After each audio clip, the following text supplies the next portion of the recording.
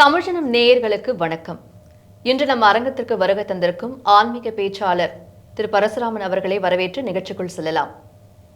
வணக்கம் சார். வணக்கம். ஜீவசமாதினா என்ன, அதனுடைய சக்தி எப்படிப்பட்டது, அதை கொஞ்சம் விவரமாக சொல்லுங்க. வங்கிகளில் போய் இல்லை தேவையாக இருக்குது. வங்கிகளில் போய் அவசரத்துக்கு பணம் எடுக்கிறோம். ராத்திரி 12 மணிக்கு ஒரு வங்கிக்கு நான் போய் பணம் எடுக்கலான்னு போனேன். என்ன ஆச்சு? வங்கி எப்படி இருக்கும் இரவில்? ஏடிஎம்ல இருக்கும். வங்கிகள் எப்படி இருக்கும் இரவில்? வங்கிக்கு 12 மணிக்கு நான் போனேன்னா காவல்துறை பிடிச்சி உள்ளே போட்டுரும். சந்தேகம் இல்லையா? இல்லை. அதே ஏடிஎம்ல ஆல் டைம் மணி இருக்கும். ஆல் டைம் மணி. ஆனால் அங்கே டியூ டு சேட்டலைட் இது coverage we could not deliver you அப்படின்னு மெசேஜ் வந்துடுறது. இல்லை ஒரு பொம்மை படம் ஒன்று வருது, காமிக்குது பணம் இல்லைன்னு. ஆகவே அதற்கும் ரெஸ்ட்ரிக்ஷன் இருக்குது. தெரியுதா? ஆனால் ரெஸ்ட்ரிக்ஷனே கிடையாது. எது கொஞ்சம் இருக்க வரேன், எங்கே ஃபோனு என்ன பணம் தானே வேணும். அது ஏன் ஃபோனில் உயிரை வாங்குற? ஃபோனை கழுவி நீ வைக்கிறதுக்குள்ளே அக்கௌண்ட்டில் வந்து விழும், கவலைப்படாத வெயிலி. ஹலோ, பணம் வந்துருச்சா? ஆமாம் வந்துடுச்சு, ரொம்ப தேங்க்ஸ் சொல்கிறீங்களா இல்லையா? சந்தேகம் இல்லையா? இல்லை. இதை அப்படியே மறக்காதீங்க. அம்மா வாழ்க்கை வேறு, அது வேறு இல்லைம்மா. இதுதான் பகுத்த அறிவு, பகுத்தறிவு, ஆன்மீகம்ங்கிறது. எல்லாருக்கும் எல்லாம் தெரியுது, பகுத்து அறிந்து கொண்டு விட்டோம், பகுத்தறிவு இருக்கிறது. ஆனால் ஆன்மீகம் இல்லை, அனுபவத்தில் கொண்டு வர மாட்டேங்கிறோம். இவ்வளவு நேரம் பேங்க் விஷயம் சொல்லி இவ்வளவு சிம்பிளிசிட்டி ப்ளஸ் எலக்ட்ரிசிட்டியாக சொல்லியிருக்கோம். ஆனால் அந்த கோவில் இருக்க போய் அதுபோல் வீட்டு பூஜை பவர் உண்டு. ஒத்துக்கிறீங்களோ இல்லையோ, எனக்கு கேர் பண்ணல. நான் வீட்டு பூஜைக்கு சக்தி உண்டு. இதே ஆலயத்தில் இதனுடைய சக்தி அதிகம் ஆலயத்தில். அதே ஆலயத்தில் அவர்கள் செய்யக்கூடிய அந்த அர்ச்சனை மந்திரங்கள், அதில் உச்சரிப்பு தெளிவாக இருக்கணும். அதில் இதெல்லாம் இருக்குது, அதெல்லாம் அப்படி இருக்குது.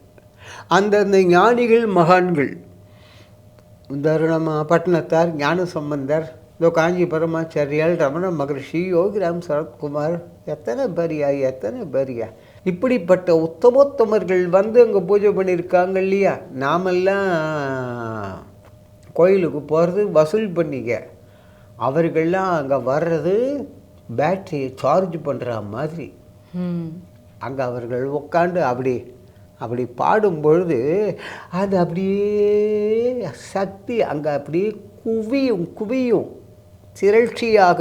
பளிச்சுன்னு சொல்கிறதுனா இன்றைக்கி இந்த குழந்தைங்க பாஷையில் அக்குமுலேட் ஆகிடும். தெரியுதா? சந்தேகம் இல்லையே இது வரைக்கும்? இல்லை. வீட்டு பூஜை இதை விட பன்மடங்கு பெருசு கோவில் பூஜை. பல மகான்கள், சந்தேகம் இல்லையே. மகான்கள் வந்து வழிபட்ட தலத்துக்கே இவ்வளவு மகிமை இருக்கிறது என்றால், தெய்வீகத்தை ஆண்டு அனுபவித்து உணர்ந்து மெய்ஞானம் பெற்ற அந்த மகான்களே சித்தி அடைந்த இடத்திற்கு எவ்வளவு மகிமை இருக்கும்? நீ சொல்லுமா, நான் தெரிஞ்சுக்கிறேன். அதிகம்தான். நீங்கள் சொன்னீங்க ஏற்கனவே ஒரு கேள்வி ஒன்று கேட்டிருந்தோம். இறைவனை தொண்டு செய்கிறத விட இறைவனை தொண்டு செய்கிற அடியார்களுக்கு அதிகமான சக்தி இருக்குது அப்படின்றது. ஸோ அது ஜீவசமாதி அடைகிறவங்களும் இறைவனுடைய அடியார்கள் தான். அடியார்களை விட இன்னும் மேலே ஜீவசமாதி அடைவர் அவர்கள் அந்த லெவல்ல. இதை நான் சொல்லல. ஆஹா, தெய்வத்தையும் மனிதனையும் நீ சரிசமமாக பேசிவிட்டாய். ஞான பூமி இது, ஞான பூமி. சனாதனம் நான் விட்ட முடியாது, ஞாபகம் வச்சுக்கோங்க. தெய்வத்துடன் இணையாக வைத்து உத்தமோத்தமர்களை பேசலாம், பேச வேண்டும். இதுதான் சனாதனம், இதுதான் இந்த நாட்டினுடைய கலாச்சாரம், பண்பாடு.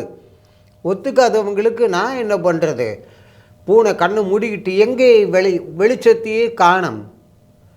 எப்போ உனக்குன்னு என்ன வெளிச்சம் போட்டாலும் தெரியாது, நீ தான் கண்ணை மூடிட்டு உக்காண்டிருக்கிய.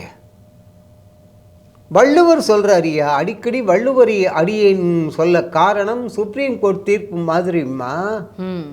தெரியுதா? தெய்வத்தையும் மனிதனையும் சரிசமம். ஏன்னா தெய்வத்தை ஒத்துக்கிறவங்க கூட நம்ம கலாச்சாரத்தை ஒத்துக்க மாட்டேன்றாங்க. அதனால அவர்கள் என்ன சொல்கிறது, தெய்வத்துடன் மனிதனை எப்படி வைத்து பேசலாம் அப்படின்னு ஒரு ஆத்தாடி மாரியம்மா நடனமே ஆடிடுறாங்க. வள்ளுவர் சொல்லுகின்றார் அம்மா, இதை வையத்துள் சொல்கிறத ஒரு தடவை சொல்கிறம்மா. வையத்துள் வாழ்வாங்கு சொல்லு, வாழ்வாங்கு வாழ்பவன் வான் உரையும் தெய்வத்துள் வைக்கப்படும். போருமா? வள்ளுவர் தீர்ப்பு இது. ஆகவே மனிதன் தெய்வம் ஆகலாம் அல்ல, மனிதனும் தெய்வம் ஆகலாம்.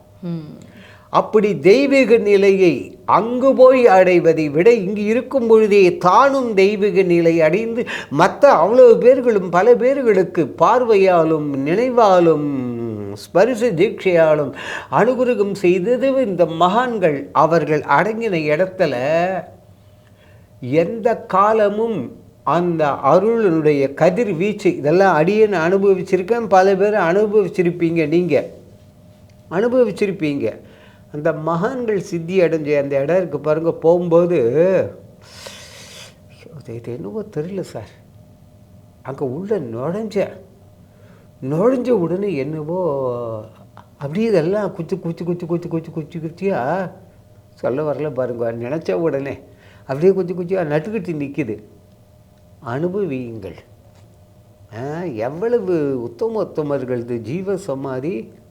அவர்கள் ஜீவனாக இருக்கும் பொழுதே சமாதி நிலை அடைந்தவர்கள். சமாதின்னா அது இல்லை, சம ஆதி. வையத்துள் வாழ்வாங்க வாழ்பவன், வாழ்ந்தவன்னு சொல்லலை வள்ளுவர், ஞாபகம் வச்சுக்கோடாமா. வள்ளுவர் எல்லாம் பழிச்சுன்னு தொட்டுட்டு வெளியே வர முடியாது. வையத்துள் வாழ்வாங்கு வாழ்பவன், ப்ரெசன்ட் டென்ஸு, பாஸ்ட் டென்ஸ் இல்லை. இங்கே இருக்கும் பொழுது அப்படி இருக்கானே, அப்படி வள்ளுவர் சொல்லிட்டு அறியாத அப்படி இருக்கும் பொழுதே அப்படி சும்மா தெய்வத்தோடு அப்படி ஒப்ப கொண்டு அப்படிப்பட்ட உயர்ந்த நிலை அடைந்தார்கள் அல்லவா அவர்கள். அதில் தான் ஜீவ சமாதிங்கிறோம். ஜீவனுடன் இருக்கும் பொழுதே சம ஆதியாக இருந்தவர்கள் இப்பொழுதும் அவர்கள் அந்த நிலையில் தான் இருக்கிறார்கள். தோற்றம் நம் கண்களில் படாவிட்டால் கூட அவர்களுடைய அருள் வெள்ளம் என்பது அளவில் அடங்காதது.